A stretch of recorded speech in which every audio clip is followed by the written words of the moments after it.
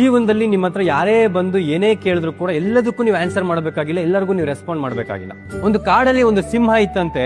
ಆ ಸಿಂಹಕ್ಕೆ ಒಂದು ಡೌಟ್ ಬರುತ್ತೆ, ನನ್ ಮೈಯಿಂದ ಏನೋ ವಾಸನೆ ಬರ್ತಿದ್ಯಾ. ಸೊ ಆ ಸಿಂಹ ಏನ್ ಮಾಡುತ್ತೆ, ಒಂದು ಮೊಲದ ಹತ್ರ ಹೋಗಿ ಕೇಳುತ್ತೆ, ನನ್ ಮೈಯಿಂದ ಏನಾದ್ರು ಕೆಟ್ಟ ವಾಸನೆ ಬರ್ತಿದ್ಯಾ ಅಂತ. ಆ ಮೊಲ ಹಿಂಗ್ ಮೂಸ್ ನೋಡ್ಬಿಟ್ಟು ಹೌದು ಕೆಟ್ಟ ವಾಸನೆ ಬರ್ತಿದೆ.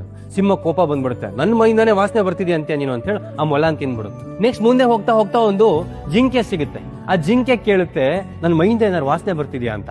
ಆ ಜಿಂಕೆ ಸ್ವಲ್ಪ ತಲೆ ಓಡಿಸುತ್ತೆ, ಈ ನನ್ ಮಗ ಸರಿ ಇಲ್ಲ ಏನು, ಇಲ್ಲ ಸಿಂಹ ಏನು ವಾಸನೆ ಬರ್ತಿಲ್ಲ ಅಂದ್ಬಿಡುತ್ತೆ. ಸಿಂಹಕ್ಕೆ ಇನ್ನೂ ಕೋಪ ಬರುತ್ತೆ, ನನ್ ಮೈಯಿಂದ ವಾಸನೆ ಬರ್ತಿದೆ, ನನ್ ಮುಂದೆನೆ ಸುಳ್ಳು ಹೇಳ್ತೀಯ ನೀನು ವಾಸನೆ ಬರ್ತಿಲ್ಲ ಅಂತ ಹೇಳಿ ಆ ಜಿಂಕೆನೂ ತಿಂದಾಕ್ಬಿಡುತ್ತೆ.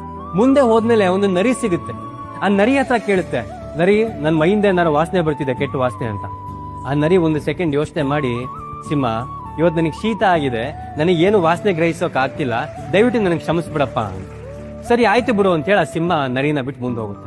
ಜೀವನದಲ್ಲಿ ನಮ್ಮನ್ನ ಕೆಲವು ವ್ಯಕ್ತಿಗಳು ಬೇಕು ಅಂತ ಬಂದು ಕೆಣಕ್ತಾರೆ, ಬೇಕು ಅಂತ ಬಂದು ಏನಾದ್ರೂ ಕೇಳಿ ಅದರಿಂದ ನಮ್ಮಿಂದ ಉತ್ತರವನ್ನ ಪಡ್ಕೊಂಡು ನೀನು ಕೆಟ್ಟವನು ಅಂತ ಪ್ರೂವ್ ಮಾಡೋ ಪ್ರಯತ್ನ ಮಾಡ್ತಾರೆ. ನಮಗೆ ಆ ವಿಚಾರದ ಬಗ್ಗೆ ಗೊತ್ತೇ ಇರಲ್ಲ, ನಾವು ಅದ್ರಲ್ಲಿ ತಲೆನೂ ಹಾಕಿರಲ್ಲ. ಅವರೇ ಕರೆದು ಇದ್ರ ಬಗ್ಗೆ ನಿನ್ನ ಅಭಿಪ್ರಾಯ